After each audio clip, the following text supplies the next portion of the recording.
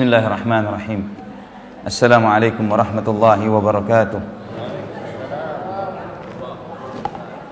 Innal hamdalillah nahmaduhu wa nasta'inuhu wa nastahdihi wa nastaghfiruhu wa natubu ilaih wa na'udzu billahi min shururi anfusina wa sayyiati a'malina. Man yahdihillahu fala mudilla lahu wa man yudlil fala hadiyalah. Asyhadu an la ilaha illallah wahdahu la syarika lah wa asyhadu anna Muhammadan abduhu wa rasuluhu la nabiyya ba'dah. Allahumma salli wa sallim wa barik ala abdika wa nabiyyika Muhammad wa ala alihi wa sahbihi wa man ihtada bihadihi ila yaumil qiyamah. Qala Allah jalla wa ala ya ayyuhalladzina amanu taqullaha haqqa tuqatih wa la tamutunna illa wa antum muslimun. Ya ayyuhan nasu taqu rabbakumul ladzi khalaqakum min nafsin wahidah وخلق منها زوجها وبث منهما رجالا كثيرا ونساء واتقوا الله الذي تساءلون به والأرحام إن الله كان عليكم رقيبا. يا أيها الذين آمنوا اتقوا الله وقولوا قولا سديدا يصلح لكم أعمالكم ويغفر لكم ذنوبكم ومن يطع الله ورسوله فقد فاز فوزا عظيما.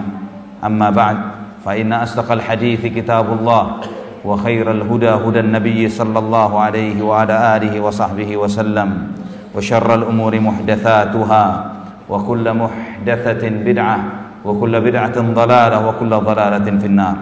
Ikhwani wa akhwati fillah rahimani wa rahimakumullah. Alhamdulillah, segala puji bagi Allah Subhanahu wa taala Ar-Rahman Ar-Rahim atas segala limpahan nikmat yang Allah berikan kepada kita. Segala puji bagi Allah Subhanahu wa taala atas nikmat Islam, nikmat iman, nikmat ihsan. Semoga Allah Subhanahu wa taala senantiasa menambahkan nikmat itu bagi kita di kehidupan dunia ini. Semoga Allah menambahkan iman kita, Islam kita. Semoga menjaga keistiqamahan hati kita dan semoga Allah Subhanahu wa taala mewafatkan kita kelak di atas nikmat ini. Amin ya rabbal alamin. Ikhwatal iman rahimani wa rahimakumullah. Pembahasan kita pada pagi hari ini adalah tentang dosa-dosa penyebab azab kubur. Di antara akidah Ahlus Sunnah wal Jamaah adalah mengimani akan adanya azab kubur, dan dalil-dalil akan keyakinan ini tentang hal ini dari Al-Quran dan Sunnah Nabi Sallallahu Alaihi Wasallam sangatlah banyak. Dan para a'immah, para ulama di dalam setiap kitab akidah mereka yang mereka susun, apapun kitab akidah itu, mereka menempatkan al-imanu bi'adzabil qabr, beriman akan adanya azab kubur sebagai salah satu bagian dari akidah yang wajib diyakini. Di antaranya yang saya bisa sampaikan pada kesempatan ini adalah dari yang disampaikan oleh Ibnu Abdul Izz Al-Hanafi rahimahullah yang mensyarah kitab Al-Aqidah At-Tahawiyah. Beliau menyebutkan وقد تواترت الأخبار عن رسول الله صلى الله عليه وسلم في ثبوت عذاب القبر ونعيمه لمن كان لذلك أهلا وسؤال الملكين فيجب اعتقاد ثبوت ذلك والإيمان به ولا نتكلم في كيفيته إذ ليس للعقل وقوف على كيفيته لكونه لا عهد له به في هذه الدار والشرع لا يأتي بما تحيله العقول بل إن الشرع قد يأتي بما تحار فيه العقول فإن عودة الروح إلى الجسد ليس على الوجه المعهود في الدنيا بل تعاد إليه إعادة غير الإعادة المألوفة في الدنيا Kata Al-Imam Ibn Abdul Izz Al-Hanafi rahimahullah, telah mutawatir, artinya sangat banyak riwayat-riwayat dari Nabi SAW di dalam menetapkan azab kubur dan nikmat-nikmatnya bagi mereka-mereka yang berhak akan hal itu. Juga pertanyaan malaikat munkar dan nakir, maka wajib meyakini tetapnya hak akan hal ini dan mengimaninya. Dan kita tidak bicara tentang tata caranya, karena akal tidak bisa menjangkau tata cara dari keyakinan tersebut, karena kita tidak pernah mengetahui hal yang seperti ini di kehidupan dunia. Dan akal tidak berbicara tentang sesuatu yang mustahil, dan syariat tidak membicarakan sesuatu yang mustahil secara akal, namun membicarakan sesuatu yang tidak bisa dijangkau oleh akal fikiran manusia. Kembalinya ruh pada jasad dalam kehidupan dunia bukanlah sesuatu yang pernah ditemui namun hal itu adalah sesuatu yang wajib diyakini oleh setiap orang yang beriman kepada Allah Subhanahu wa taala dan Rasulnya. Ikhwatal iman rahimani wa rahimakumullah. Maka pada kesempatan ini saya tidak membahas dalil-dalil tentang wajibnya beriman kepada azab atau nikmat kubur, karena itu sudah banyak dibahas oleh para ustadz kita, oleh para ulama kita, dan kita jangan sampai tertipu dengan beberapa keyakinan-keyakinan yang menyimpang, yang mengatakan bahwa akidah tidak bisa dibangun, tidak bisa disumberkan dari riwayat-riwayat yang ahad. Ya, sebagian keyakinan-keyakinan yang sesat, mereka meyakini bahwa hadis ahad menurut mereka tidak bisa dijadikan sebagai hujjah dalam masalah akidah, dan inilah pendapat yang menyimpang yang diyakini oleh sebagian besar pemahaman bid'ah, apakah itu Mu'tazilah ataukah itu Syiah Rafidhah dan yang lainnya, karena mereka menolak hadis-hadis yang bertentangan dengan akidah yang mereka bangun. Ya, mereka membuat kaidah hadis ahad tidak boleh dijadikan akidah. Maka berdasarkan ini misalnya kelompok Jahmiyah, mereka menolak semua hadis-hadis tentang sifat-sifat Allah Subhanahu wa taala. Kelompok Syiah Rafidhah, mereka menolak semua hadis-hadis tentang fadailus sahabah, keutamaan para sahabat ridwanullah alaihim ajma'in. Kelompok Mu'tazilah, mereka menolak hadis-hadis Nabi SAW yang menurut mereka bertentangan dengan logika, dengan akal fikiran mereka. Maka Mu'tazilah ini mereka berkeyakinan segala sesuatu yang tidaklah masuk akal mereka tolak. Mereka tidak beriman akan adanya nikmat dan azab kubur, tidak beriman akan adanya nanti Al-Mahdi, munculnya Al-Masihud Dajjal, turunnya Nabiullah Isa alaihi salatu wassalam kedua kalinya ke muka bumi, dan semua ini mereka tolak. Mereka katakan karena haditsnya ahad. Pemahaman ini pemahaman yang menyimpang dan sesat. Di antara firqah yang membangun akidahnya dengan pemahaman yang seperti ini adalah Hizbut Tahrir. Ya, Hizbut Tahrir memiliki keyakinan yang seperti mereka tidak menerima hadis ahad dalam masalah akidah. Ya, tapi mereka menerima hadis ahad dalam masalah ibadah. Ini bentuk bancinya. Ya, sebagian para ulama mengatakan ini banci karena masalah fikih mereka terima, tapi masalah akidah mereka tidak terima. Terus bagaimana menyikapi hadis-hadis yang di situ mengandung konsekuensi fikih dan konsekuensi akidah? Apa yang harus dilakukan?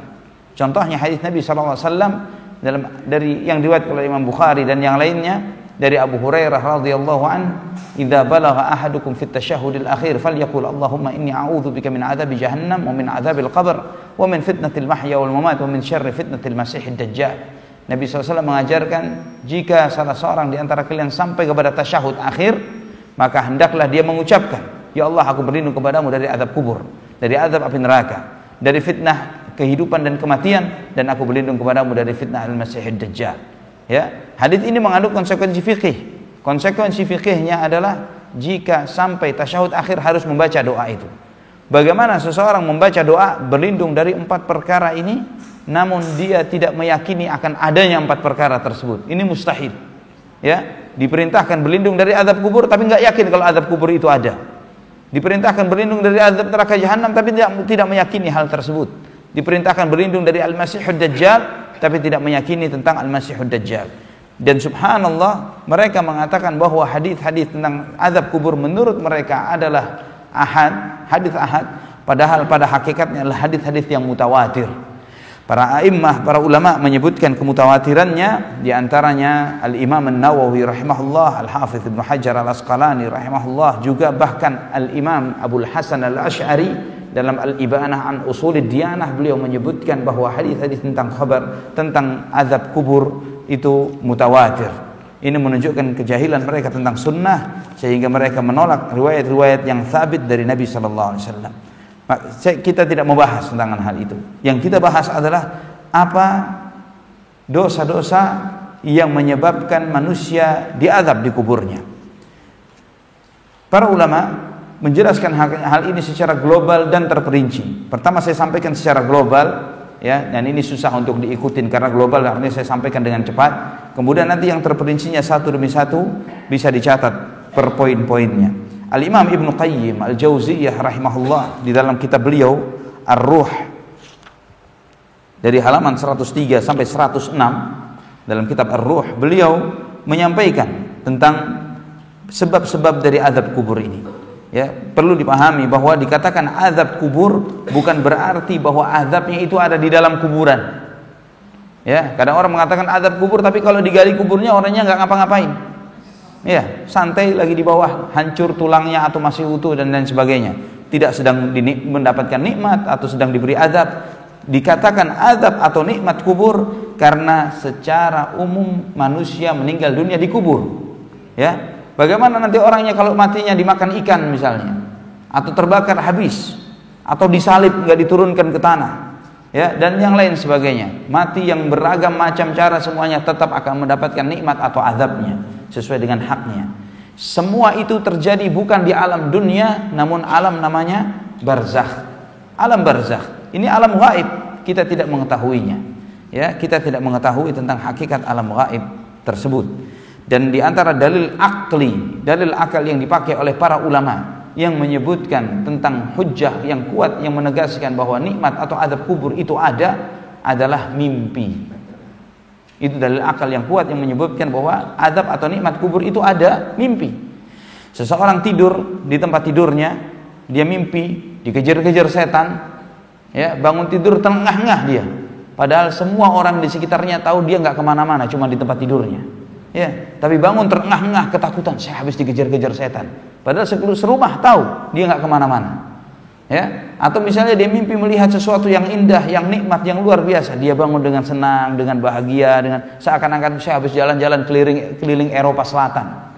Ya, padahal serumah tahu dia nggak kemana-mana. Kenapa? Dalam mimpi. Ya, ini menunjukkan bahwa walaupun jasad kita tidak kemana-mana, tapi ruh kita bisa dibawa oleh Allah SWT ke arah apa yang dikehendaki oleh Allah. Ditunjukkan hal-hal indah atau hal-hal yang mengerikan, wal'iyadzubillah. Ikhwatal iman rahimani wa rahimakumullah. Al-Imam Ibnu Qayyim beliau mengatakan, adapun sebab-sebab dari azab kubur, sebab-sebab yang menyebabkan seorang diazab di kuburnya, maka jawabannya dari dua segi kata beliau, secara global dan terperinci. Kata beliau, yang menyebabkan manusia diazab di kuburnya ada jawaban secara global maupun terperinci. Adapun jawaban globalnya, ya, jawaban umumnya, globalnya adalah mereka diazab karena jahilnya mereka terhadap Allah. Diazab karena jahilnya kepada Allah, menyia-nyiakan perintahnya, melakukan dosa dan maksiatnya. Allah Subhanahu wa ta'ala tidak akan mengazab ruh yang mengenal Allah, tidak akan mengazab ruh yang cinta kepada Allah, tidak akan mengazab ruh yang menjalankan perintah dan menjauhi larangannya. Allah Subhanahu wa ta'ala tidak akan mengazab fisik yang di dalamnya ada ruh yang mencintai Allah Subhanahu wa ta'ala. Karena azab kubur itu dan juga azab akhirat adalah dampak dari murkanya Allah Subhanahu wa ta'ala kepada seorang hamba. Maka barang siapa yang menyebabkan datangnya murkanya Allah di kehidupan dunia ini dan dia tidak bertaubat kepada Allah Subhanahu wa ta'ala dari itu, maka dia punya hak, dia berhak untuk diazab oleh Allah Subhanahu wa ta'ala di kuburnya, di barzakhnya, sesuai dengan kadar murka Allah Subhanahu wa ta'ala kepadanya. Maka ada yang banyak azabnya, ada yang sedikit azabnya. Ini jawaban globalnya Ibnu Qayyim Al-Jauziyah rahimahullah. Adapun jawaban terperincinya, beliau mengatakan bahwa Nabi Shallallahu Alaihi Wasallam telah menyampaikan tentang dua orang yang dilihat oleh Nabi mereka sedang diazab di kuburnya karena salah seorang di antaranya. Nanti insya Allah kita membahas satu persatu sesuai dengan kesempatan waktu yang diberikan oleh Allah SWT kepada kita.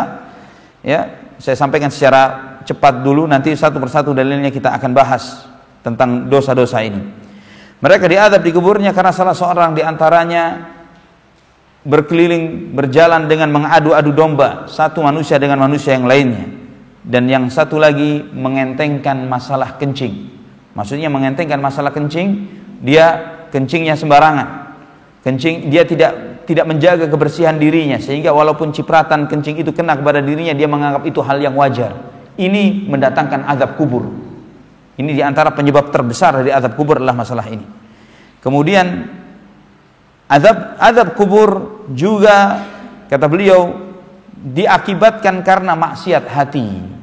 maksiat mata, maksiat telinga, maksiat mulut, maksiat lisan, maksiat perut, maksiat kemaluan seseorang, maksiat tangan dan kakinya, dan maksiat seluruh anggota tubuh kita. Ya, semua maksiat yang dilakukan oleh organ tubuh manusia itu mendatangkan azab kubur bagi seseorang. Seseorang yang suka mengadu domba, pendusta, tukang ghibah, saksi palsu, yang menuduh seseorang berzina tanpa bukti, yang mengajak kepada bid'ah, yang berbicara atas Allah dan Rasulnya tanpa ilmu, yang berlebih, yang menolak nama-nama dan sifat-sifat Allah, si pemakan riba, si pemakan harta anak yatim dengan zalim, seseorang yang memakan harta haram dari hasil riswah, orang yang memakan harta saudaranya tanpa hak, atau memakan harta orang kafir tanpa hak, si peminum khamar, seseorang yang memakan pohon terlaknat yaitu ganja. Imam Ibnu Qayyim menyebutkan akilu luqmati syajaratil mal'unah, ya, si pemakan pohon terlaknat yaitu ganja. Al-hashish kata beliau. Pezina, homoseks, pencuri, pengkhianat, orang yang lari dari medan perang, penipu, pemakan, orang yang mengambil riba dan yang memberikannya, si pencatatnya, dua saksinya, orang yang melakukan pernikahan muhallil. Tahu ya pernikahan muhallil?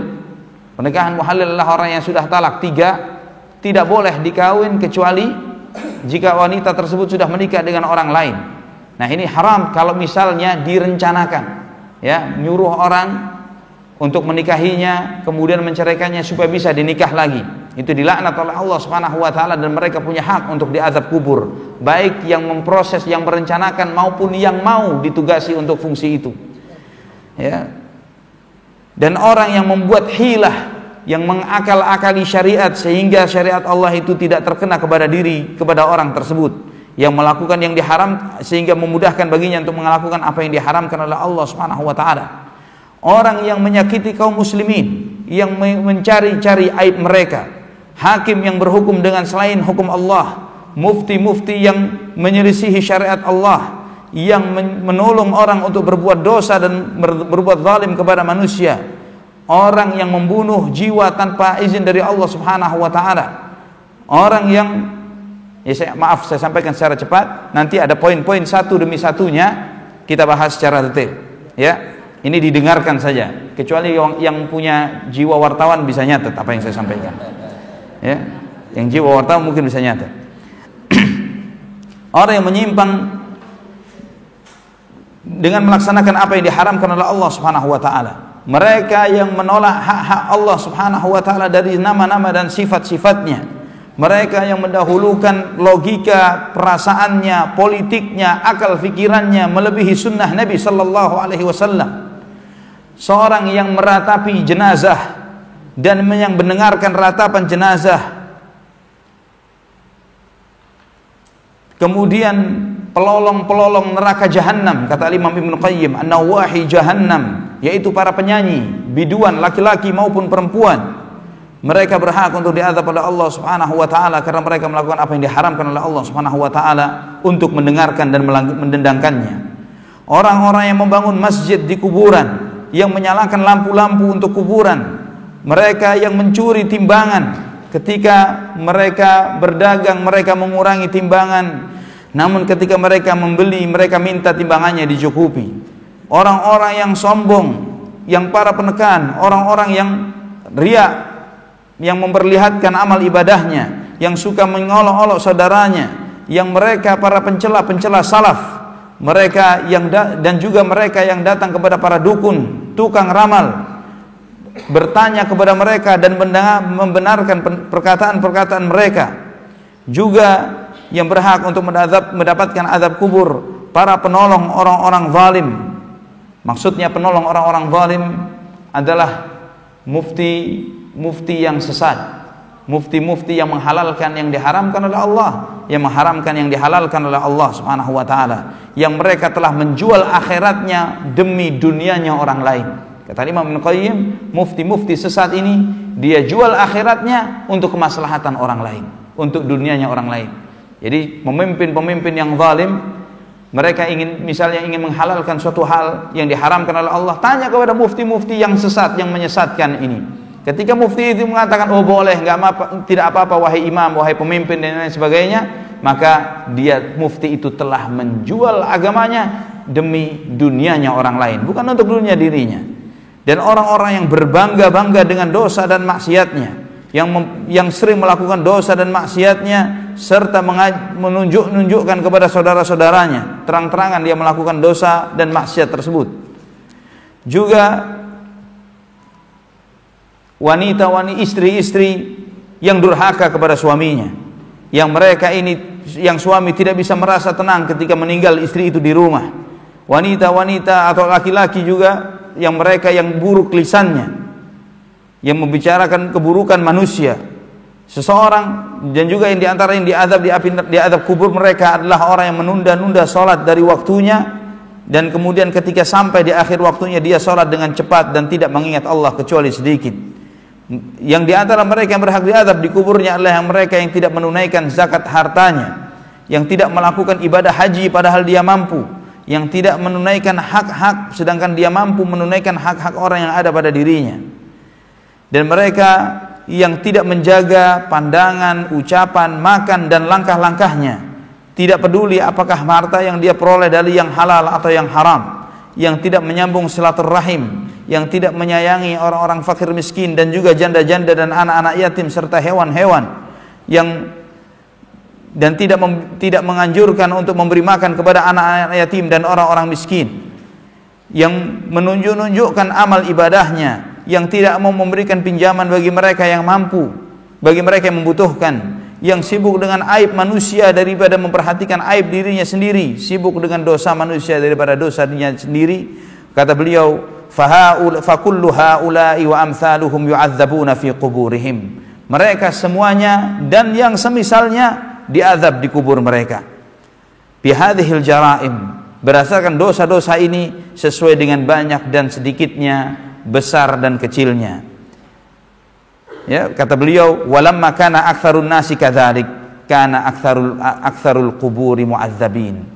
Karena mayoritasnya manusia banyak yang melakukan dosa-dosa ini, maka demikianlah kenyataannya mayoritas penghuni kubur mayoritasnya diazab oleh Allah Subhanahu wa taala. Wal faiz minhum qalil, yang selamat hanya sedikit, kata beliau. Fa dhawahirul quburi turabun wa bawatinuha hasaratun wa azab. Kenyataan realita di atas kubur hanya tanah, namun di dalamnya adalah penyesalan, teriakan dan azab. Dhawahiruha biturabi wal hijaratil manqushati mabniyat wa fi batiniha ad-dawahi wal baliyat. Realitanya di atas hanyalah tanah, batu dan ukiran-ukiran nama, namun di bawahnya adalah bala dan musibah. Taghli bil hasarati kama taghlil quduru bima fiha, mendidih di dalamnya dengan penyesalan sebagaimana mendidihnya air yang mendidih.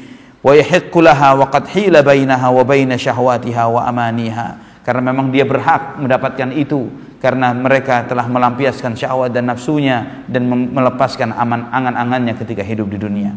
Ini yang disampaikan secara umum terperinci oleh Al-Imam Ibnu Qayyim Al-Jauziyah dalam kitab beliau Ar-Ruh.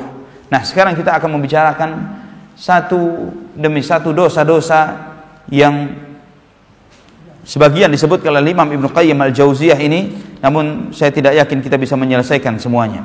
Kita akan membicarakan hal-hal yang besar yang sering dilakukan oleh manusia yang menyebabkan turunnya azab kubur bagi mereka. Yang pertama adalah menyekutukan Allah dan kufur kepada Allah Subhanahu wa taala. Menyekutukan Allah dan kufur kepadanya.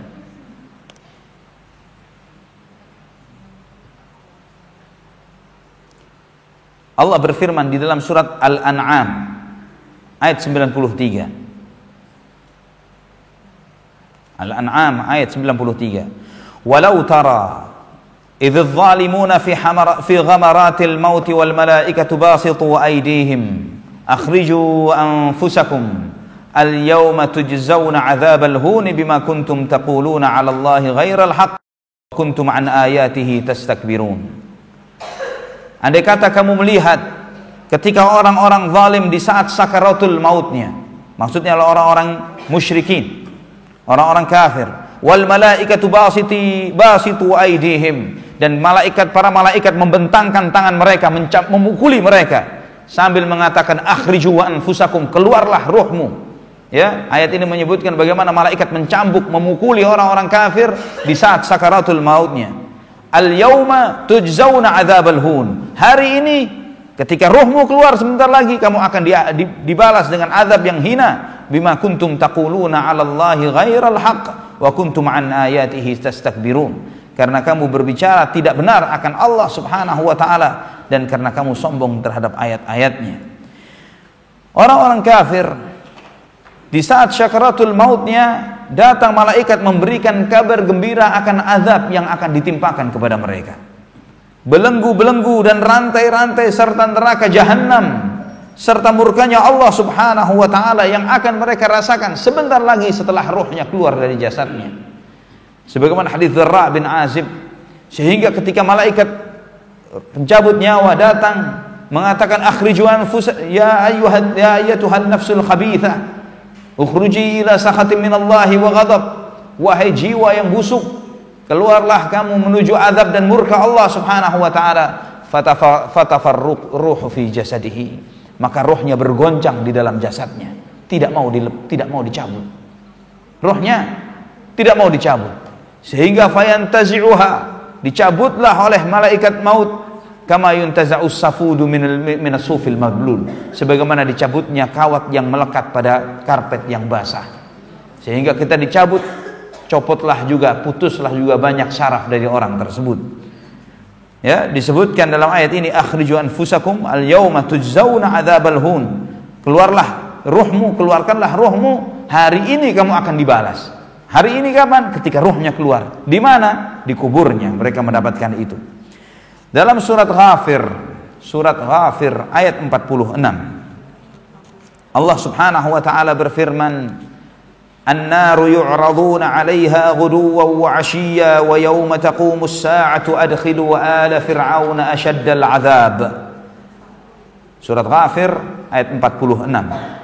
Neraka ditampakkan kepada mereka siang dan malam hari, pagi dan sore hari, terus ditunjukkan kepadanya. Dan nanti pada hari kiamat, masukkanlah pengikut Fir'aun dan para pengikutnya ke dalam siksa yang paling pedih. Ayat ini menunjukkan dua fase. Fase azab. Fase yang dijalani mereka Fir'aun dari hari ini sampai yang akan mereka hadapi nanti pada yauma taqumus saah, ketika terjadinya hari kiamat. Hari ini siang dan malam dipaparkan api neraka kepada mereka. Ditunjukkan api neraka, dan kalau ditunjukkan api neraka bukan seperti kita nonton televisi.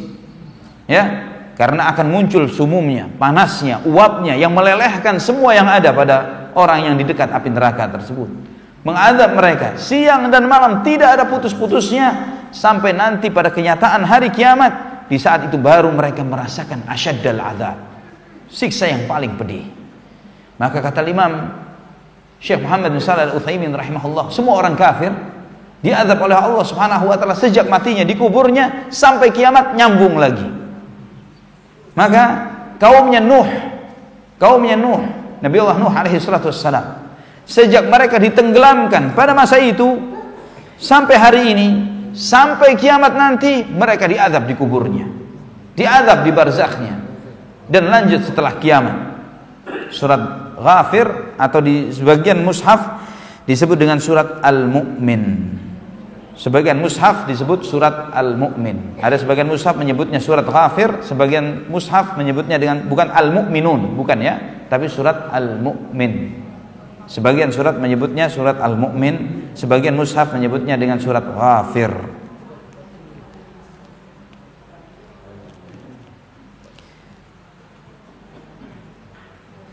Dalam Sahih Bukhari dan Muslim dari Abu Ayyub Al-Ansari radhiyallahu anhu, sekali waktu Nabi sallallahu alaihi wasallam keluar dengan para sahabatnya, matahari lagi terang benderang, mendadak terdengar suara yang dahsyat. Nabi SAW kemudian bersabda, Yahudun tu'adzabu fi quburiha. Ini suaranya orang Yahudi yang lagi diazab di kuburnya. Hadis ini sahih riwayat Imam Bukhari dan Muslim. Ini yang pertama, syirik dan kufur kepada Allah Subhanahu wa taala. Yang kedua, munafik, nifaq. Orang-orang munafik lebih busuk, lebih jahat bagi kaum muslimin melebihi orang-orang kafir.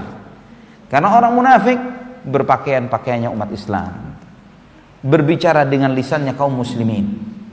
Bahkan tidak mungkin, bisa jadi di antara mereka jadi ketua-ketua organisasi Islam.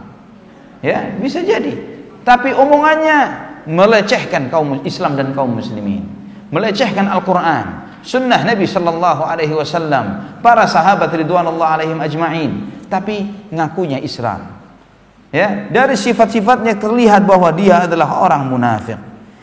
Mereka yang menimbulkan fitnah di antara kaum muslimin, yang menghancurkan dinding-dinding Islam dari dalam. Maka Allah Subhanahu wa taala akan menyalakan api di dalam kubur-kubur mereka sebagaimana mereka menyalakan api bagi kaum muslimin di kehidupan dunia ini.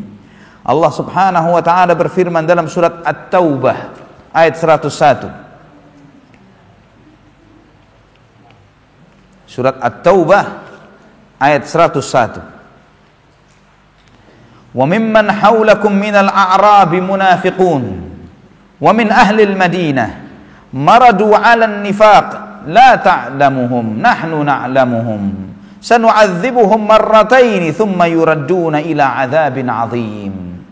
Di antara orang-orang di antara kalian, di sekitar kalian dari kalangan Badui adalah orang-orang munafik, juga sebagian orang yang ada di kota Madinah. Mereka tetap di atas kemunafikan mereka. Kamu tidak mengenalnya wahai Muhammad, namun kami mengenali mereka. Allah berfirman, kami mengenali, sanu'adzibuhum marratain, kami akan mengadab mereka 2 kali. Allah menyebutkan mereka diazab 2 kali oleh Allah Subhanahu wa taala, thumma yuradduna ila 'adzabin 'adzim, kemudian mereka dikembalikan kepada azab yang besar. Ketika menafsirkan sanu'adzibuhum marratain, kami akan mengadab mereka 2 kali, Qatadah dan Ar-Rabi' bin Anas mengatakan ihdahuma fid dunya wal akhirah hiya adzabul qabr. Salah satunya azab di dunia dan satu lagi azab di akhirat. Yang di dunia adalah azab kubur. Ya, yang salah satunya adalah azab kubur. Juga ya hadis-hadis pertanyaan malaikat munkar dan nakir. Ya, kita pernah membahas pada kesempatan kajian membahas tentang keluarnya ruh dari jasad manusia. Pada kesempatan itu kita membahas di antara hadis-hadis tentang pertanyaan munkar dan nakir. Di sana disebutkan bagaimana orang munafik ketika ditanya oleh malaikat munkar dan nakir, ditanya tentang siapa Tuhanmu, siapa nabimu, dan kitab yang diberikan kepadamu, maka orang munafik berkata, sami'tun nasa yaquluna qawlan faqultu mithlahu la adri. Saya mendengar orang mengucapkan ucapan ini, namun saya nggak tahu benar tidaknya.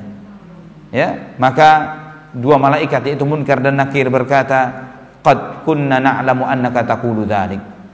Kami sudah tahu bahwa kamu akan mengucapkan yang seperti ini. Maka dikatakanlah kepada tanah bumi tempatnya dia dikubur, iltaimi alaihi fataltaimu alaihi, telanlah jasadnya. Maka ditelanlah jasadnya orang munafik ini, fatakhtalifu adla'uhu, maka tulang rusuknya ketemu yang satu dengan yang lainnya, diremukkan tulang rusuk yang satu dengan yang lainnya. Fala yazalu fiha mu'adzaban hatta yab'athahu Allahu min madja'ihi dzalik. Dan senantiasa dia diazab seperti itu sampai hari dibangkitkan dari kuburnya. Disebutkan oleh Syekh Al-Albani rahimahullah dalam silsilah as-sahihah di hadis nomor 1391. Kemudian yang ketiga, di antara dosa yang menyebabkan seseorang diazab di kuburnya adalah berdusta, berbohong.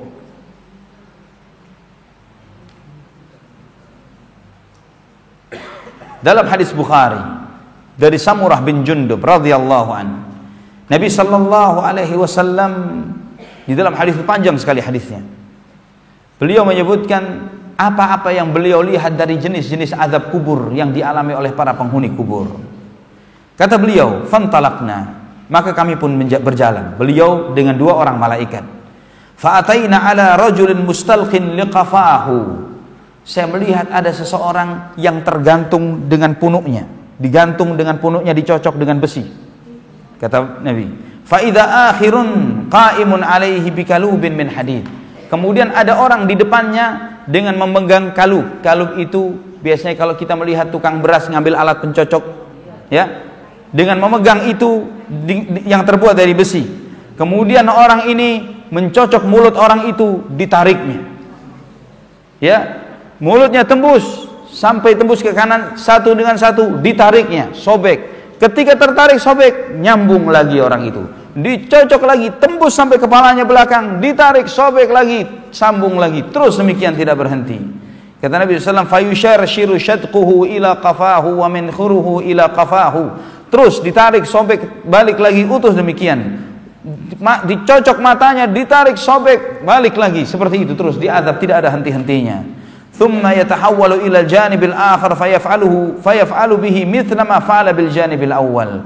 Fama yafrahu min dhalikal janib hatta yasihha dhalikal janib kama kan. Jadi ketika selesai ditarik, terluka, melolong, teriak dia, sebelum ditarik lagi sudah sembuh lagi. Digitukan lagi terus, tidak ada berhenti-berhentinya. Kemudian Nabi sallallahu alaihi wasallam bertanya kepada dua malaikat. Setelah terakhir beliau bertanya kepada dua, "Amma ar-rajul ladzi ataita alaihi yusharshiru shadqahu ila qafahu wa minkharuhu ila qafahu." Engkau melihat seseorang yang terpotong-potong, yang dicabik-cabik mulutnya sampai punuknya, ya, dari dagunya sampai punuknya, matanya sampai punuknya. Fa innahu ar-rajulu yaghdu min baitihi fayakdzibul kadzbata tablughul afa. Yaitu seseorang yang keluar dari rumahnya dan dia membuat kebohongan, dari kebohongan itu tersebar kemana-mana kebohongan ini.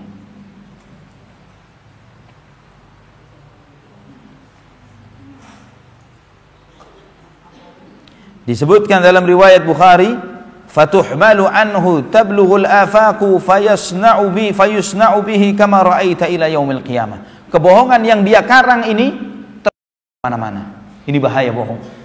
Terkadang manusia tidak menyadari kebohongan itu dia anggap sederhana.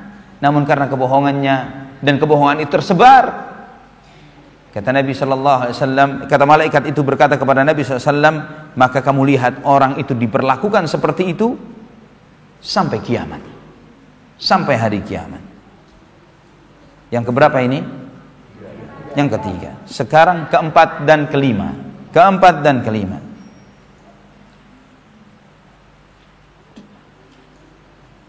Keempat dan kelima ini hadisnya sama, yaitu mengesampingkan Al-Quran setelah mempelajarinya dan sengaja tidur, tidak melaksanakan sholat wajib. Ya. Pertama, jadi yang keempat itu mengesampingkan Al-Quran setelah mempelajari, setelah diberi ilmu Al-Quran oleh Allah, kemudian tidak diamalkan. Itu maksudnya. Dan yang kemudian sengaja tidur untuk meninggalkan sholat wajib. Ini hadisnya sama dengan hadis yang tadi. Nabi SAW di dalam perjalanan itu beliau mengatakan, wa anna ataina ala rajulin muttaji'in. Kemudian saya melihat ada seseorang berbaring, kata Nabi SAW. Wa akhar qa'imun alaihi sakhra. Dan orang berbaring ini di atas kepalanya ada seseorang memegang batu besar. فإذا هو يهوي بالصخرة لرأسه فتثلغ رأسه فتدحدره الحجر ها هنا فيتبع الحجر فيأخذه فلا يرجع إليه حتى يصح رأسه كما كان ثم يعود عليه فيفعل به مثل ما فعل المرة الأولى. Maka orang yang memegang batu di atas kepalanya itu, dia bantingkan batu besar itu ke kepala orang tersebut. Maka terpecahlah kepala itu, tercerai-berai. Hancur kepalanya, batunya balik lagi ke orang itu. Ketika batunya balik lagi ke tangannya, kepala itu utuh lagi, dihancurkan lagi. Terus demikian. Hadis ini sahih riwayat Imam Bukhari.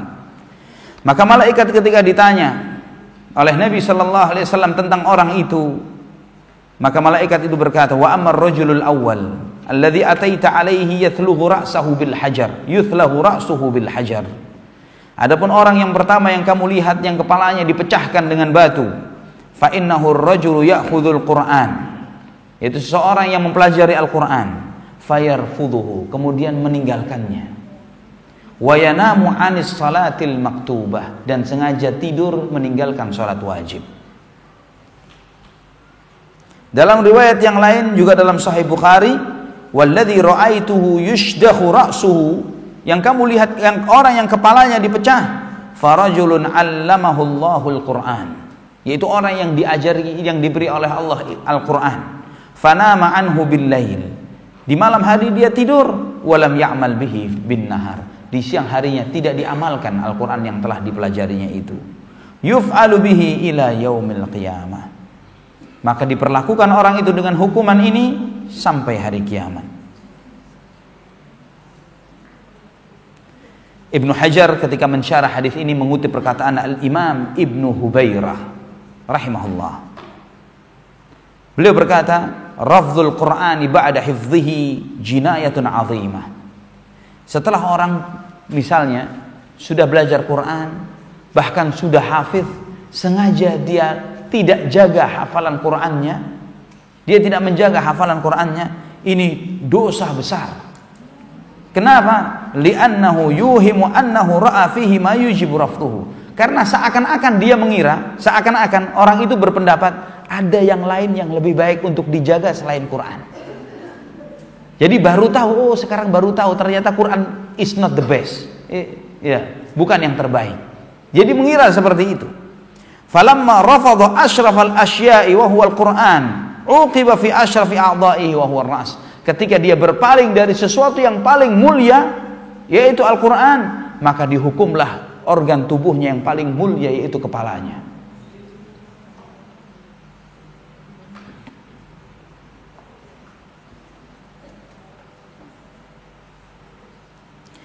Juga Al-Imam Ibnu Hubairah berkata, seseorang diazab yang pertama karena meninggalkan Al-Quran, juga sengaja tidur dari sholat wajib, meninggalkan sholat wajib dan sholat berjamaah bersama kaum muslimin, karena dia sengaja memberatkan kepalanya di tempat tidurnya, tidak melaksanakan sholat, maka hukumannya dipecahkan kepalanya ini karena dosa yang dia lakukan. Demikianlah dia diazab sampai hari kiamat. Sebagaimana dalam riwayat dalam Sahih Bukhari, fayuf'alu bihi ila yaumil qiyamah, maka dia diberlakukan seperti itu sampai hari kiamat. Ikhwatal iman rahimani wa rahimakumullah. Dalam kitab Ar-Ruh disebutkan riwayat dari Amr bin Dinar. Ada seorang dari Ahlul Madinah, orang yang tinggal di kota Madinah, yang memiliki seorang saudara perempuan di pinggiran kota Madinah yang sakit. Kemudian saudaranya laki-laki ini menjenguknya dan ternyata wanita itu meninggal dunia. Maka dimakamkanlah oleh saudaranya. Ketika dia pulang, ternyata dia mendapati ada salah satu harta yang dia miliki ikut terkubur dengan wanita tersebut, dengan saudara kandungnya. Maka dia balik dengan meminta tolong beberapa temannya untuk mengambil harta yang tertinggal di kubur saudaranya tersebut. Maka digalilah kuburnya dan dia dapati hartanya. Faqala lirrajul tanaha hatta anzur ala hali ukhti. Kemudian orang ini berkata, saya pengen lihat bagaimana keadaan saudariku. Maka digalilah lebih dalam liang kuburnya. Subhanallah, yang keluar adalah api. Keluar api dari kuburnya. Ini disebut oleh Imam Ibnu Qayyim dalam kitabnya. Maka dia pulang. Dia gelisah, dia pulang, dia bertanya kepada ibunya. Dia bertanya, wahai ibuku, apa yang dilakukan saudariku? Apa yang dilakukannya? Kenapa kamu tanya padahal saudarimu sudah meninggal dunia? Maka disampaikanlah apa yang dia lihat di kuburnya.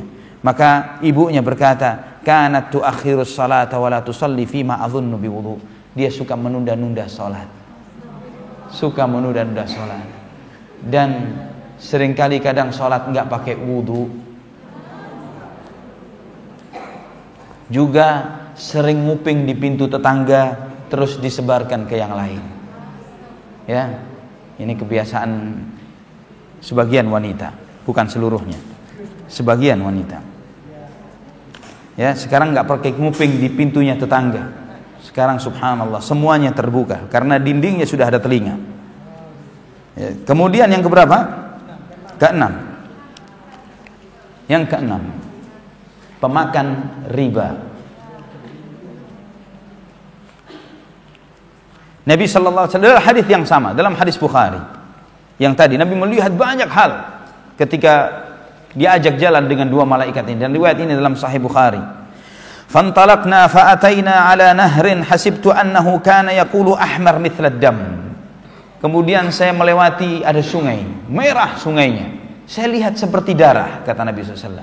Sungainya seperti darah. Fa idza fin nahri rajulun sabihun yasbah. Saya dapati di dalam sungai itu seseorang yang berenang. Fa idza ala syatil bahr rajulun qad jama'a indahu hijaratan katsirah. Dan saya dapati di sisi sungai itu ada seseorang yang mengumpulkan banyak batu.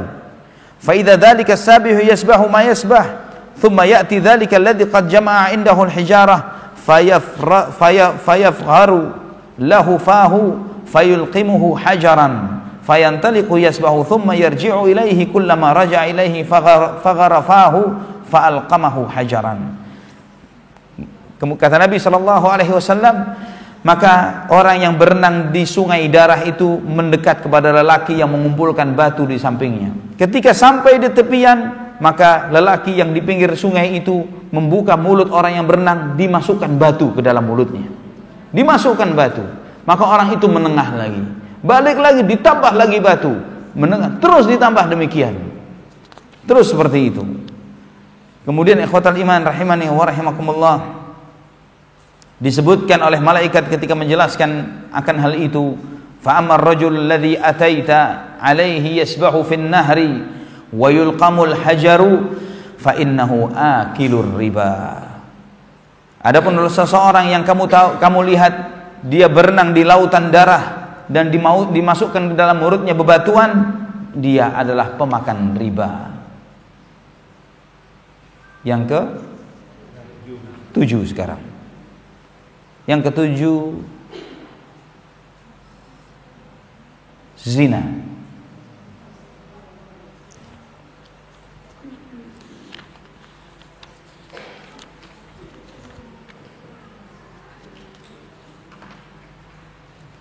Saya memang tidak jelaskan secara detail per poin demi poinnya, karena secara detail kurang lebih ada 22 dosa yang secara khusus disebutkan oleh Nabi Sallallahu Alaihi Wasallam pelaku-pelakunya diazab di kuburnya.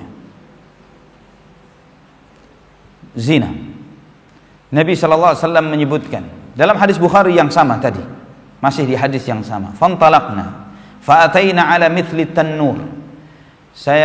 Kemudian kami berjalan, kata Nabi, kemudian kami melihat ada tempat oven pemanggang. Tanur itu oven pemanggang. Wa ahsabtu annahu kana yaqulu fa idza fihi laghadun wa aswad. Di dalam oven itu, ya, kepalanya kecil, bawahnya besar. Jadi kepalanya kecil. Saya dengar di dalamnya suara lolongan dan teriakan. Fatalla'na fihi. Maka kami pun melihat ke dalamnya, kata Nabi SAW. Fa idza fihi rijalun wa nisaa'un 'urah. Ternyata di dalamnya lelaki dan wanita semuanya telanjang. Wa idza hum ya'tihim lahabun min asfal minhum fa idza atahumul lahab dawdau. Maka saya lihat mereka itu dinyalakan api neraka dari bawah kaki mereka, dari bawahnya. Ketika dipanaskan api itu, mereka melolong, berteriak, menangis. Di dalam hadis tersebut disebutkan ya oleh para malaikat, wa ammar rijalu wan nisaul urah alladzina hum fi mithla bina'it tannur fa innahum zunatu waz zawani. Adapun lelaki dan wanita telanjang yang mereka di dalam oven tersebut, mereka adalah lelaki dan wanita yang suka berzina.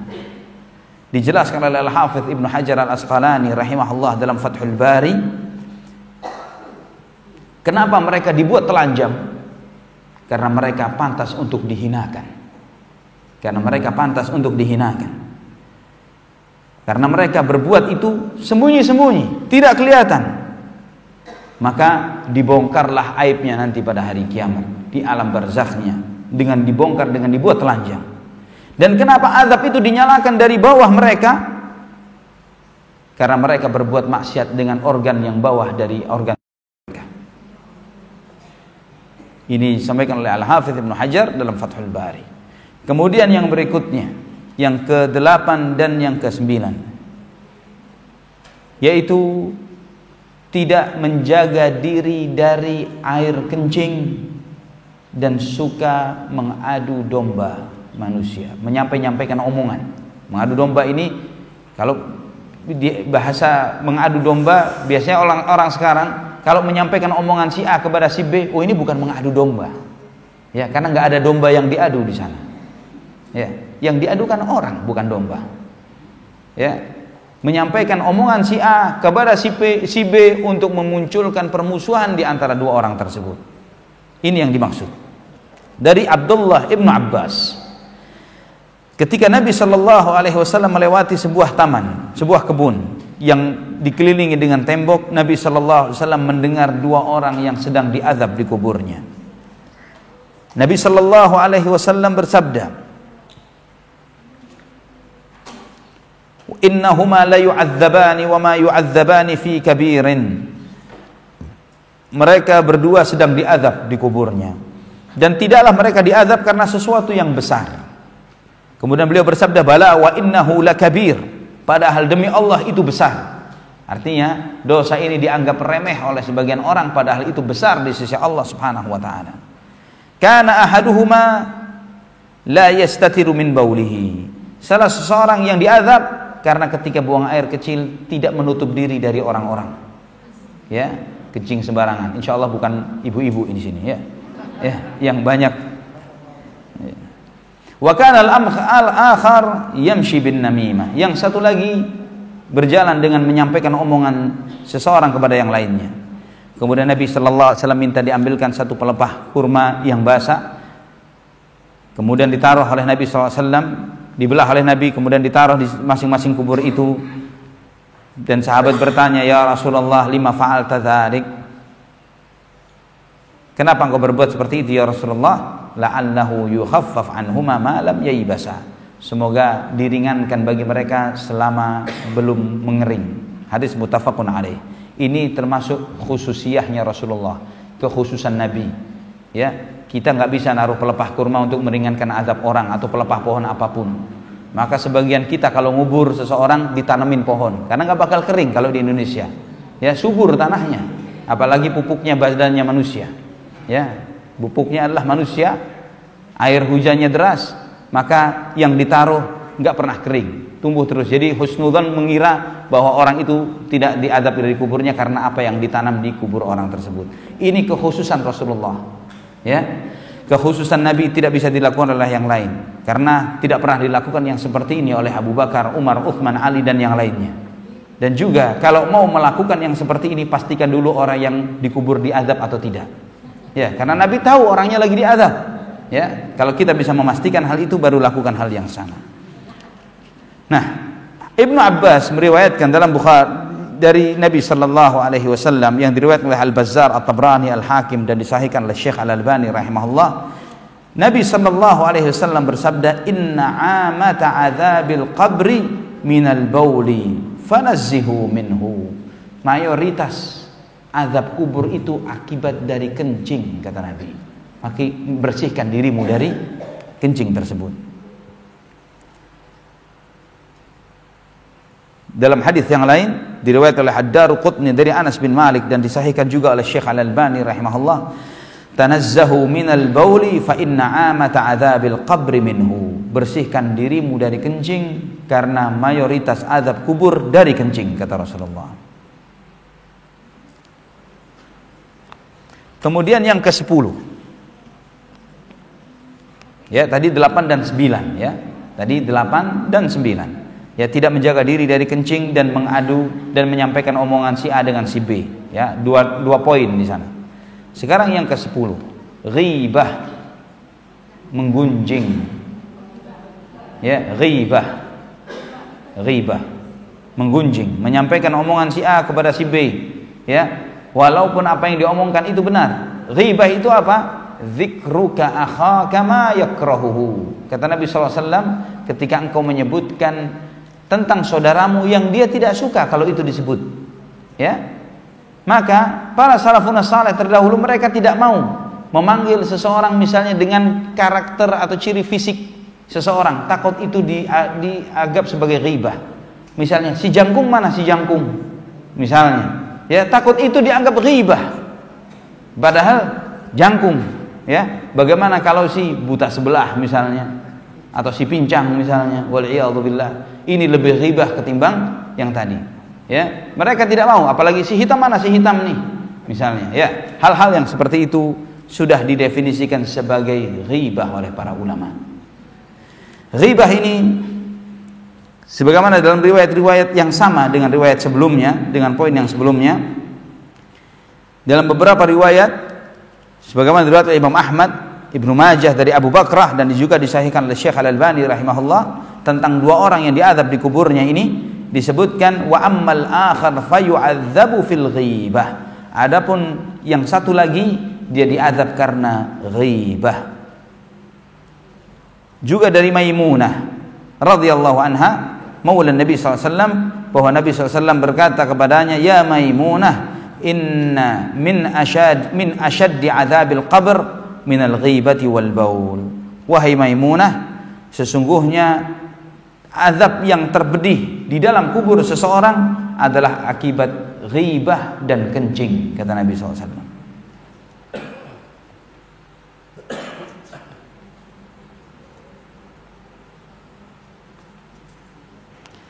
Pertanyaannya, kenapa kok khusus dua hal ini yang banyak disebut? Ya, kencing. Ya, sebab azab kubur itu kenapa yang paling banyak disebutkan adalah karena kencing dan ghibah serta namimah. Kenapa yang paling sering seperti itu? Yang paling banyak disebutkan oleh Nabi SAW. Ya, karena kubur adalah rumah pertama kita dari rumah-rumah kita di akhirat.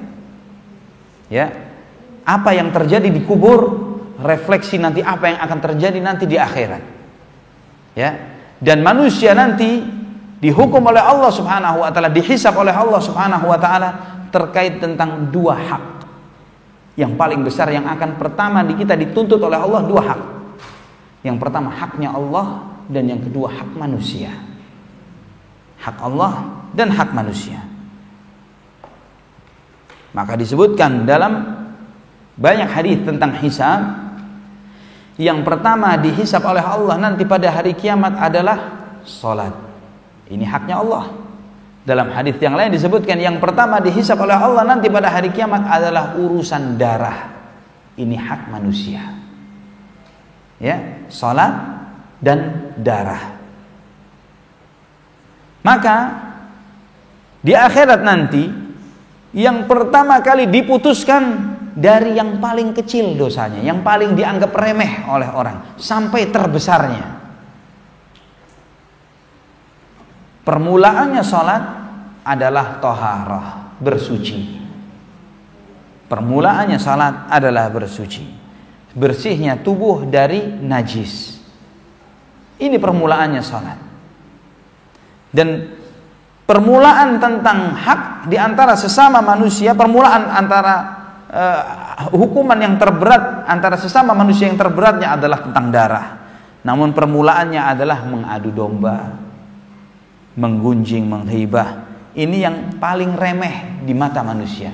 Ya, kita akan berat, bunuh orang berat, tapi memakan dagingnya sebagai bangkai ringan.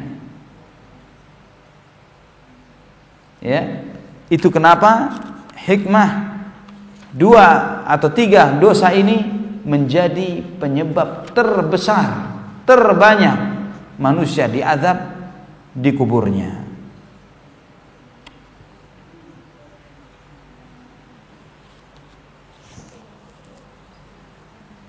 Yang ke-11, memanjangkan, ini bagi laki-laki, memanjangkan pakaian melebihi mata kaki karena sombong. Ya, isbal. Ya, isbal karena sombong.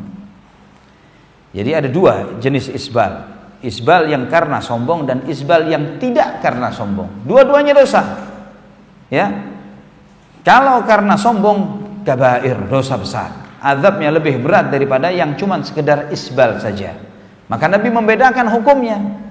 Nabi menyebutkan karena kalau orang isbal tidak karena sombong, dalam hadis Bukhari, ma asfala minal ka'baini minal izari finnar. Yang melebihi mata kaki dari pakaian seseorang di neraka, kata Nabi. Nabi menyebutkan di neraka, begitu saja. Tapi ketika bicara yang menyombongkan diri, salatun la yukallimuhumullahu yaumal qiyamah wala yuzakkihim wala yanzuru ilaihim wala yuzakkihim walahum adzabun alim. Ada 3 golongan manusia yang tidak akan diajak bicara oleh Allah pada hari kiamat. Tidak disucikan mereka dari dosa-dosanya mereka. Tidak la yukallimuhumullah wala yanzuru ilaihim wala yuzakkihim. Tidak disucikan dosa-dosanya, dan bagi mereka azab yang pedih. Di antaranya adalah manjarra thawbahu khuyala, yaitu mereka yang memanjangkan pakaiannya karena sombong. Azabnya 4 kali lipat daripada sekedar memanjangkan tidak karena sombong. Jadi dua-duanya sama-sama dosa. Ya, kalau saya katakan bahwa memanjangkan pakaian karena sombong, bukan berarti kalau nggak sombong boleh. Ya, bukan berarti seperti itu. Nabi sallallahu alaihi wasallam bersabda dalam Sahih Bukhari, "Bainama rajulun yajurru izarahu idh khusifa bihi wa huwa yatajaljal ila yaumil qiyamah." Ketika seseorang memanjangkan pakaiannya, menarik pakaiannya karena sombong, maka dia akan ditenggelamkan nanti pada hari kiamat, ditenggelamkan di kuburnya sampai hari kiamat. Ya, dia ditenggelamkan di kuburnya sampai hari kiamat. Dalam riwayat yang lain, dalam Sahih Bukhari juga, bainama rajulun yamshi fi hullatin tu'jibuhu nafsuhu murjilun jummatuhu idh khasafallahu bihi fahuwa yatajaljal ila yaumil qiyamah. Ketika seseorang berjalan berpakaian dengan pakaian yang dia merasa kagum dengan pakaiannya, merasa sombong dengan pakaiannya, dengan menjulurkan pakaiannya ke tanah, maka Allah subhanahu wa ta'ala akan menenggelamkannya di bumi dan mengazabnya di dalam tanah di bumi sampai hari kiamat.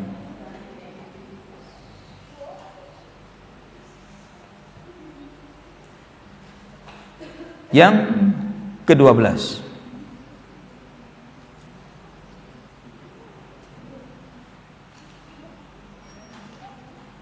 seseorang yang suka menyakiti orang lain dengan lisannya. Ada orang di antara kita yang lidahnya lebih tajam dari pedang, sehingga orang takut dekat-dekat dengan dia. Karena kalau sudah dia berkata, wal'iyadzu billah, menyebabkan sakit yang luar biasa di hatinya, menyakiti dengan celaannya, kutukannya, hinaannya, cemoohnya, atau tuduhan-tuduhannya yang tidak benar. Nabi sallallahu alaihi wasallam bersabda dalam hadis yang diriwayatkan oleh Ibnu Hibban dan disahihkan oleh Al-Hafidz Ibnu Hajar dalam Fathul Bari, kana ahaduhuma la yastatiru minal bauli wa kana al-akharu yu'dhi an-nasa bilisanihi wa yamshi bainahuma bin namimah. Salah seorang yang diazab oleh Allah di kuburnya, yang satu tidak menutup dirinya ketika buang air kecil, dan yang lainnya suka menyakiti hati orang dengan lisannya, serta berjalan di antara mereka dengan mengadu domba. Ini secara khusus disebutkan dalam hadis ini tentang menyakiti seseorang dengan lisannya.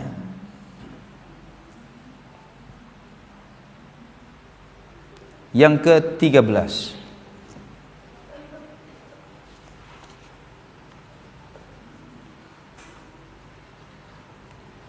sengaja mengurung hewan untuk mengazabnya, untuk menyiksanya. Mengurung hewan untuk menyiksa hewan tersebut.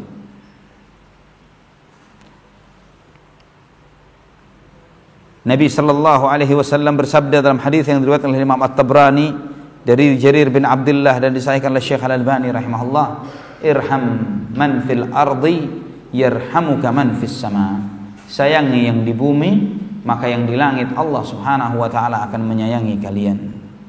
Maka di antara yang diperintahkan adalah kita hendak menyayangi segala apa yang ada di muka bumi, dan tidak boleh menyiksa binatang, ternak, hewan. Karena seorang yang tidak memiliki sifat pengasih, maka Allah tidak akan memberikan kasih sayangnya kepadanya. Dalam Sahih Muslim dari Jabir bin Abdullah radhiyallahu anhu, ketika Nabi khutbah pada sholat gerhana, Di saat itu Allah Subhanahu wa taala menampakkan penghuni-penghuni neraka dan azab-azab yang ditimpakan oleh Allah kepada mereka, kepada Nabi Muhammad SAW. Jadi Allah menampakkan kepada Rasulullah tentang jenis-jenis azab yang dialami oleh para penghuni neraka. Wa uridat alayyan nar. Kemudian ditampakkan kepadaku api neraka. Fara'aitu fiha imra'atan min bani Israil tu'adzabu fi hirratin laha. Saya melihat ada seorang wanita dari Bani Israel yang diazab oleh Allah karena kucing yang dia miliki. Rabatatha falam tut'imha falam tada'ha ta'kul min khashashil ard. Karena wanita itu mengikat kucingnya, tidak diberi makan dan tidak dibiarkan mencari makan sendiri sampai kucing itu meninggal, sampai kucing itu mati.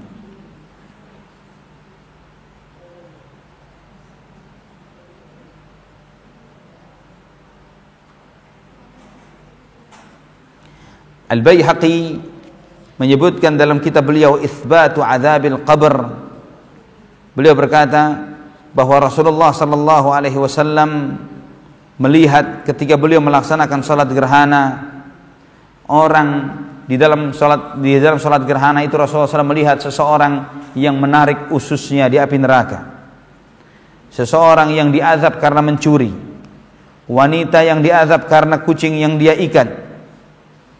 Waqad saru fi quburihim ramiman fi a'yuni ahli zamanih wa lam yara man shalla ma'ahu min dzalika ma ra'a. Dan mereka tetap diazab di kuburnya dari sejak zaman dia mati sampai hari kiamat. Ini yang ke-13. Ke-14,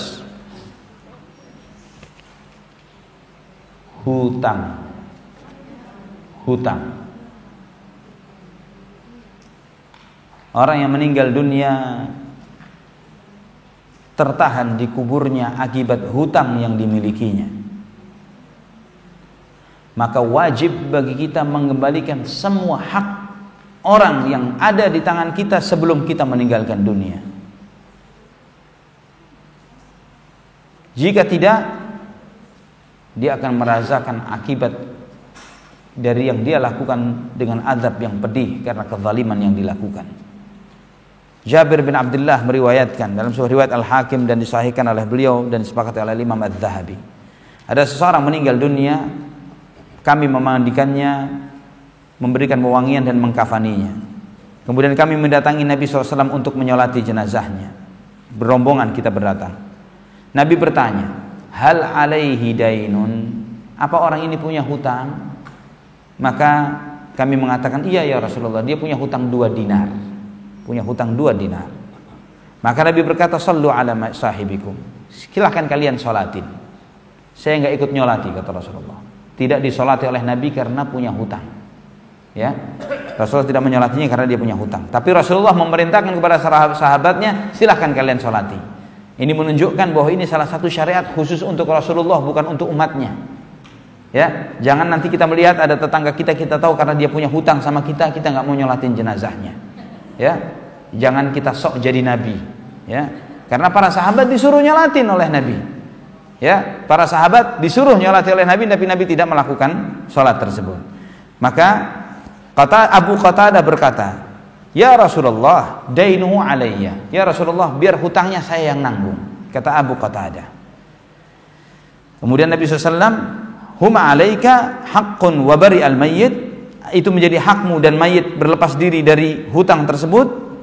Maka kata Abu Qatadah, na'am, saya yang nanggung hutangnya. Maka Rasulullah SAW pun menyolati jenazah tersebut, disolati oleh Nabi.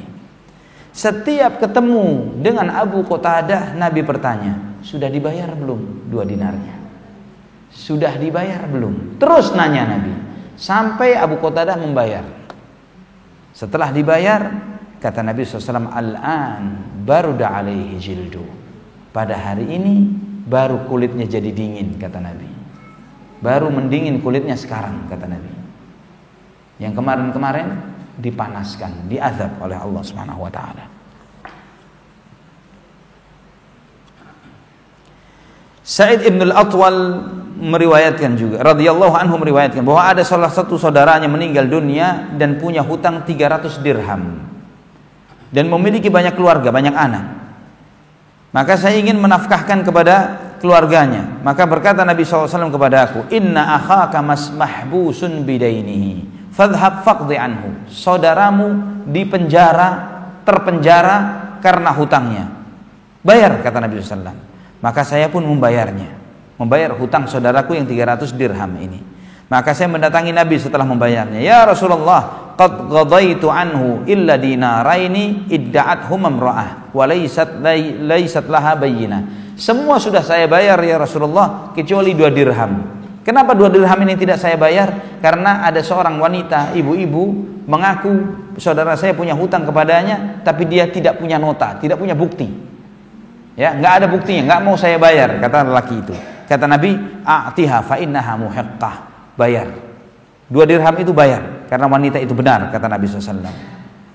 Ya, kita melihat ikhwatal iman rahimani wa rahimakumullah bahwa hutang seseorang menghambat dirinya untuk masuk ke dalam surga, bahkan menyebabkan seseorang diazab di kuburnya. Ini ke-14. Yang ke-15,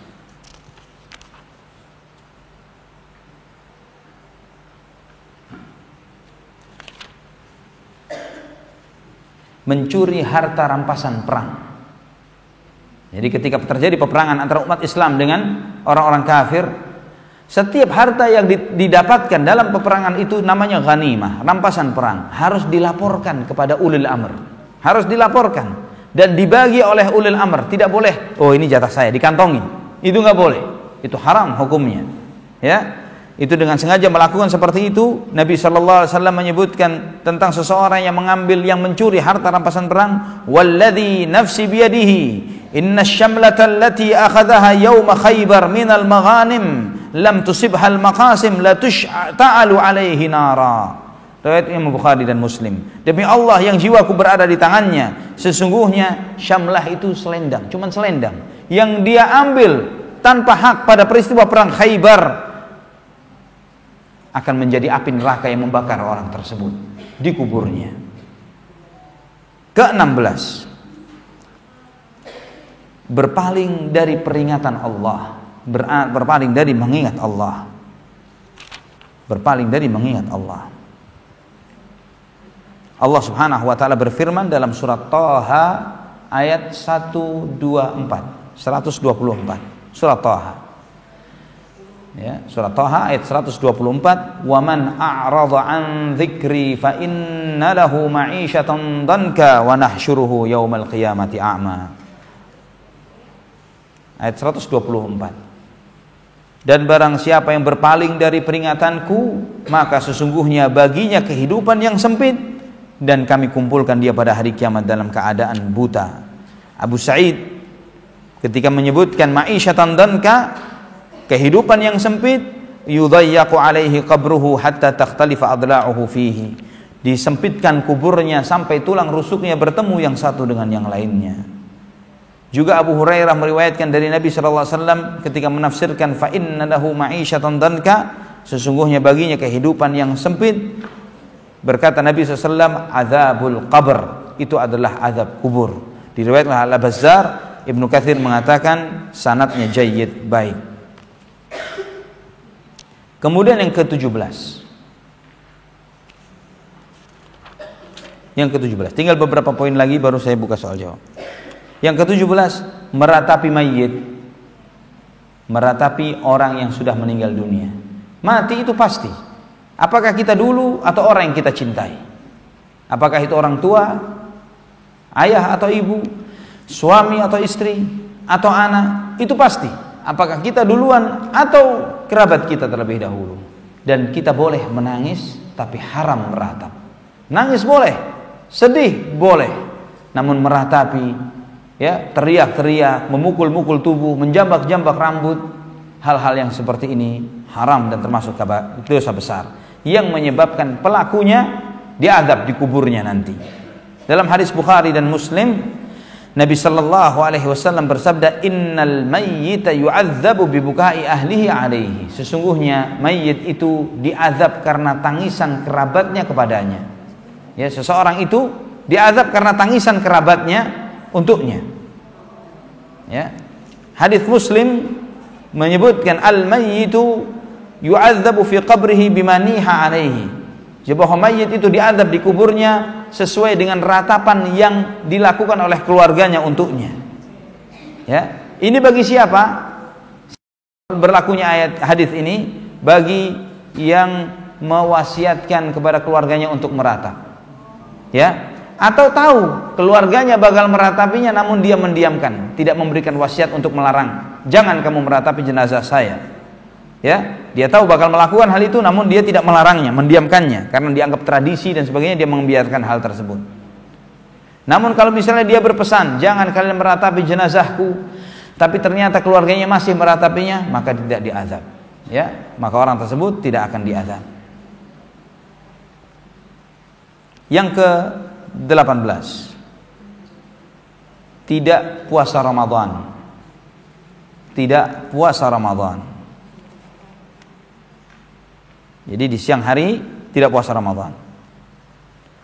Nabi sallallahu alaihi wasallam bersabda, ketika aku tidur, datanglah dua orang kepadaku dan membawa pundakku, menuntun pundakku untuk menaiki sebuah gunung yang sangat terjal. Maka dua orang itu berkata, naiki gunung ini. Maka Nabi berkata, saya tidak sanggup. Maka dua orang itu berkata, kami akan mudahkan untukmu. Maka Nabi pun menaiki gunung yang terjal itu. Ketika sampai di puncaknya, saya mendengar suara teriakan-teriakan yang sangat keras. Saya bertanya, suara apa ini? Dijawab oleh dua orang itu, hadza awa'u ahlin nar. Ini adalah pekikan dan lolongan para penghuni neraka. Thumma intalaqna bi. Thumma intalaqa bi. Maka keduanya pun pergi bersamaku. Ketika saya dapati ada orang-orang yang digantung dengan kakinya di atas. Digantung dengan kakinya di atas. Kemudian mulut-mulut mereka ditarik-tarik, disobek-sobek sehingga mengalirkan darah dari mulutnya. Saya bertanya, siapa mereka? Dijawab oleh dua orang malaikat itu, alladzina yuftiruna qabla tahillata shaumihim. Mereka ini adalah orang-orang yang sengaja berbuka padahal belum waktunya buka puasa. Ya, belum waktunya buka puasa sengaja berbuka. Hadis ini riwayat Ibnu Khuzaimah, Ibnu Hibban dan disahihkan oleh Syekh Al-Albani rahimahullah dalam Sahihut Targhib wa Tarhib. Yang ke-19, ini dosa yang khusus dilakukan oleh sebagian ibu-ibu. Seorang wanita yang sengaja tidak menyusui bayinya. Tidak menyusui bayinya. Dalam hadis tadi Ibnu Khuzaimah yang sahih disahihkan oleh Syekh Al-Albani rahimahullah, dia disebutkan oleh Al-Albani dalam silsilah as-sahihah, Nabi berkata, "Tsumma intalaqa bi fa idza ana bi nisa'in tanhashud thadjaihi al-hayyat." Kemudian saya melihat, kata Nabi SAW, ketika saya berjalan dengan dua orang malaikat ini, wanita-wanita yang payudaranya dipatokin oleh ular. Faqultu ma balu haula? Kenapa mereka seperti itu? Maka berkata para malaikat, haula'i yamna'na auladahunna albanahunna. Mereka wanita-wanita yang tidak memberikan susunya kepada anak-anaknya, yang tidak menyusui bayi-bayi mereka. Yang ke-20,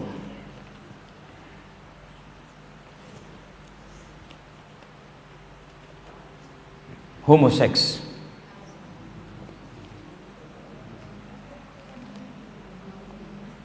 Sama, lesbianisme juga sama. Nabi sallallahu alaihi wasallam bersabda dalam hadis riwayat Imam Ahmad, An-Nasa'i, Abu Daud dan disahihkan oleh Syekh Al-Albani rahimahullah, man wajadtumuhu ya'malu 'amala qaumi lutin faqtulul fa'ila wal malf'ulu bih.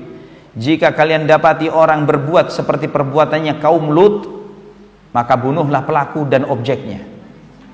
Ya, kalau seseorang berbuat homoseks dengan binatang misalnya, maka pelakunya dan binatangnya dimatikan dua-duanya, dihukum mati dua-duanya. Hukumannya bagaimana?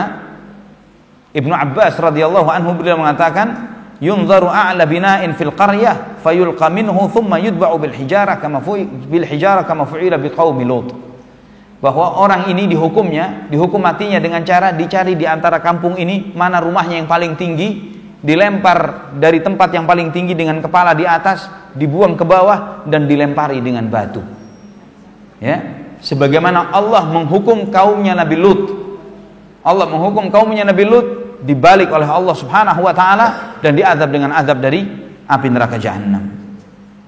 Allah Subhanahu wa taala mengazab kaumnya Lut di dunia dengan azab yang luar biasa yang tidak pernah Allah turunkan kepada umat sebelumnya.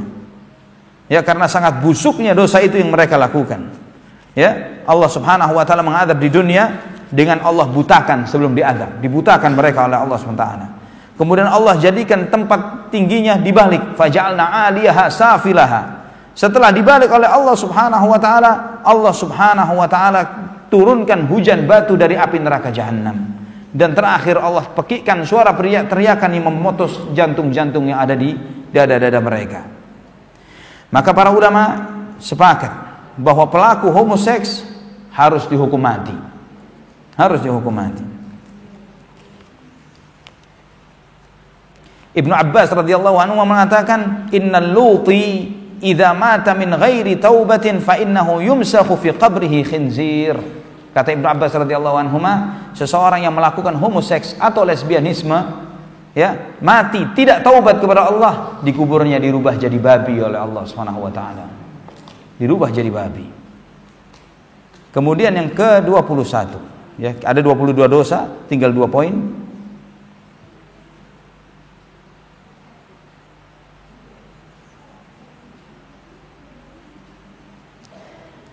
Dalam hadis Nabi sallallahu alaihi wasallam ketika melihat pada waktu salat gerhana dari Jabir bin Abdullah, di hadis itu Nabi sallallahu alaihi wasallam, "Summa ra'aitu fiha sahiba mismih janin yajurru qusbahu finnar."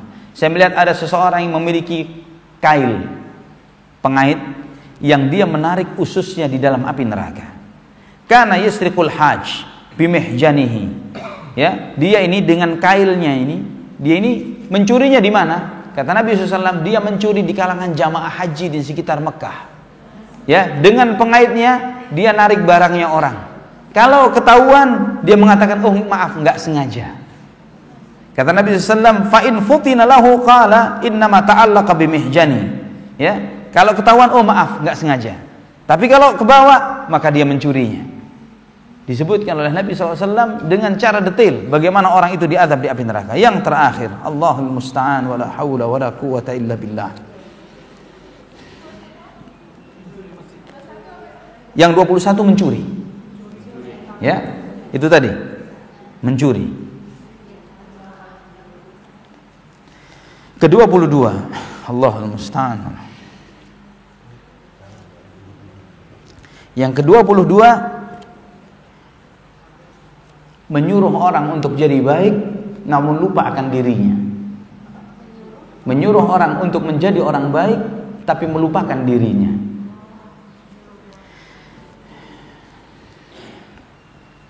Allah Subhanahu wa taala berfirman dalam surat Al-Baqarah ayat 44,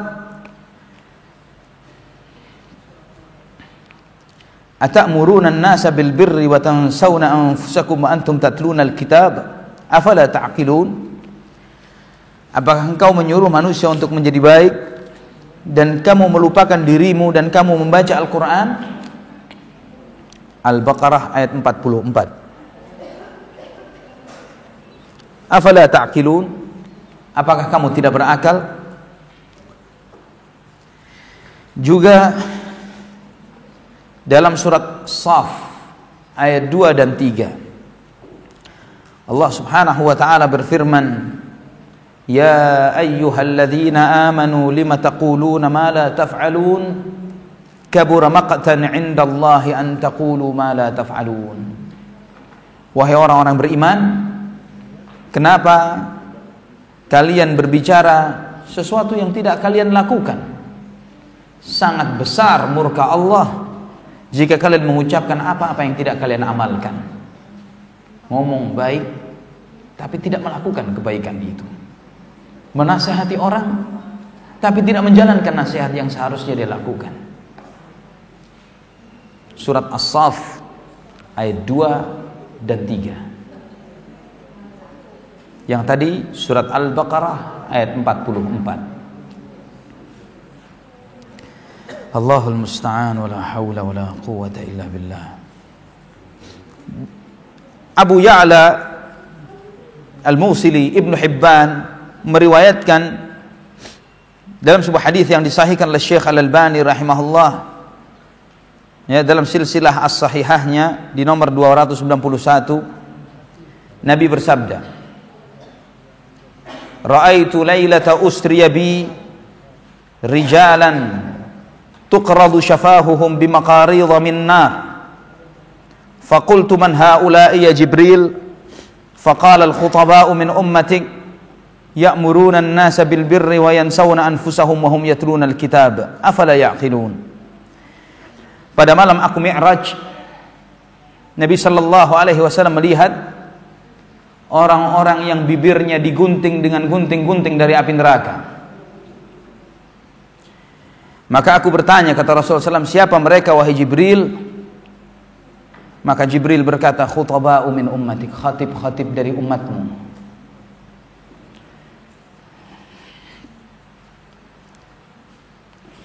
Memerintahkan manusia untuk berbuat baik dan melupakan diri mereka, sedangkan mereka membaca Al-Quran. Afala ya'qilun.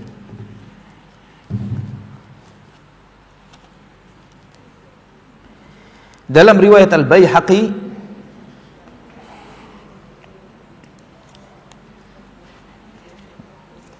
ataitu lailata usriya bi ala qaumin tuqradu shifahuhum bimaqaridha min nar. Kullama quridat waffat. Faqultu ya Jibril man haula? Qala khutaba'u ummatika alladhina yaquluna ma la yaf'alun wa yaqra'una kitaballahi wa la ya'maluna bih. Hadis riwayat Al-Baihaqi dari Anas bin Malik, dihasankan oleh Syekh Al-Albani rahimahullah. Pada malam Mi'raj, saya melihat, kata Nabi sallallahu alaihi wasallam, sekelompok orang yang bibir-bibir mereka digunting dengan gunting-gunting dari api neraka. Selesai digunting, kembali lagi bibirnya. Terus demikian. Maka saya bertanya, wahai Jibril, siapa mereka? Maka Jibril berkata, itu adalah khatib-khatib dari umatmu, yang mereka bicara apa yang tidak mereka amalkan. Mereka membaca Al-Quran dan tidak mengamalkannya. Allahul musta'an, wala hawla wala quwata illa billah. Wala hawla wala quwata illa billah.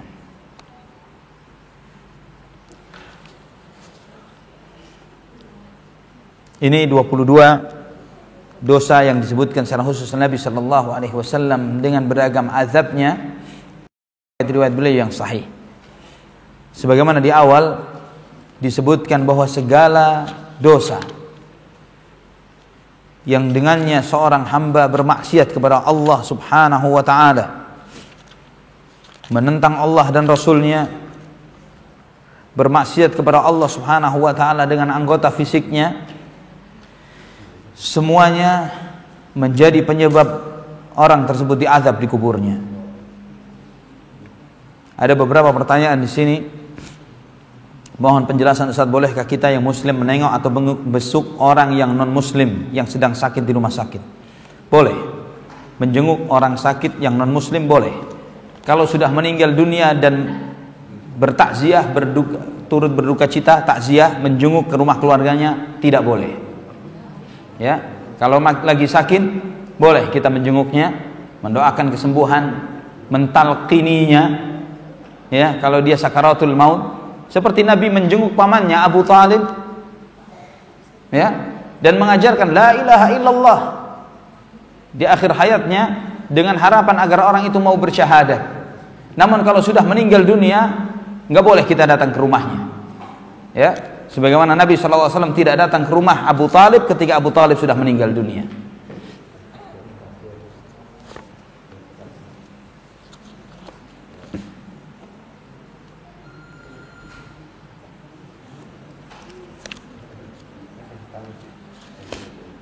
Ada pertanyaan, apa yang harus kita lakukan agar terhindar dari azab kubur? Ini jika ada kesempatan akan datang kita bahas.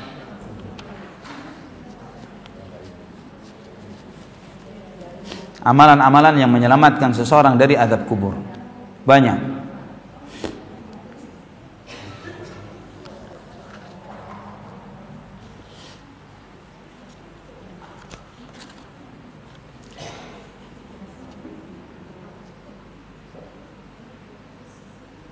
Ada pertanyaan, memelihara kucing atau burung tapi diberi makan, apakah boleh? Saya tidak tahu jawabannya. Tanya ke ustadz yang lain.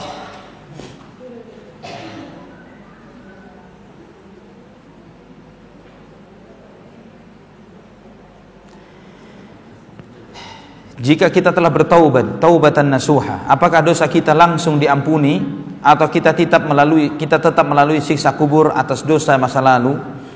Jika telah bertaubat, taubatan nasuha, bebas dari dosanya.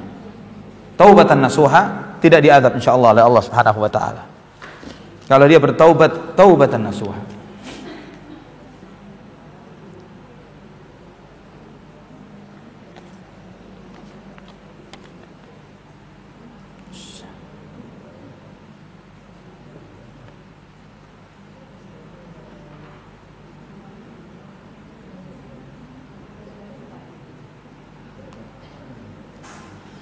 Suka menanyakan orang yang sudah meninggal dunia apakah termasuk meratapi mayit. Jika diiringi dengan ratapan termasuk meratapi mayit. Jika tidak maka tidak. Wallahu a'lam bishawab.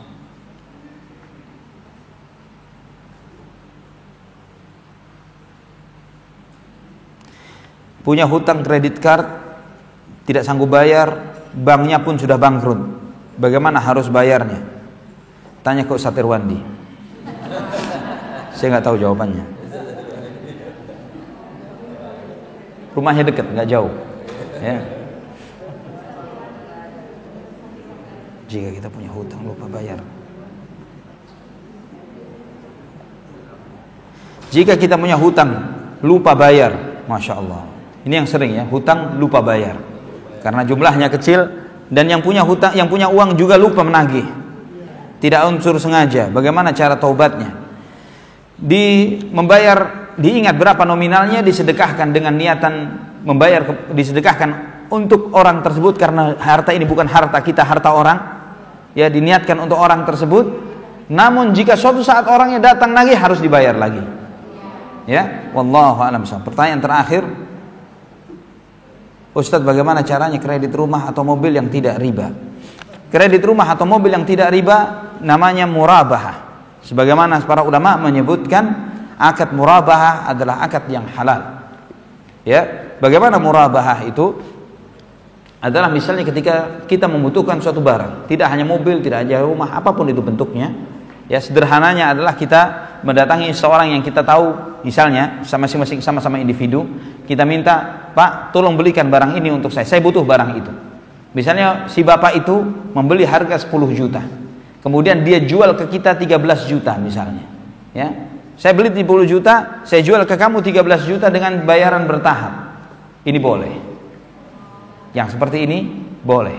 Ya, dan seperti inilah simulasi dari akad yang ada di beberapa, saya tidak katakan semuanya, perbankan syariah melakukan akad yang sama, cuman ada beberapa unsur yang tidak benar. Misalnya denda keterlambatan, ya, itu riba, itu haram, minta dihilangkan. Ya, dan itu diantaranya. Wallahu a'lam bishawab. Semoga apa yang kita pelajari pada kesempatan siang hari ini bermanfaat untuk kita semuanya. Sebelumnya saya mohon maaf atas keterlambatan saya tadi. Silahkan.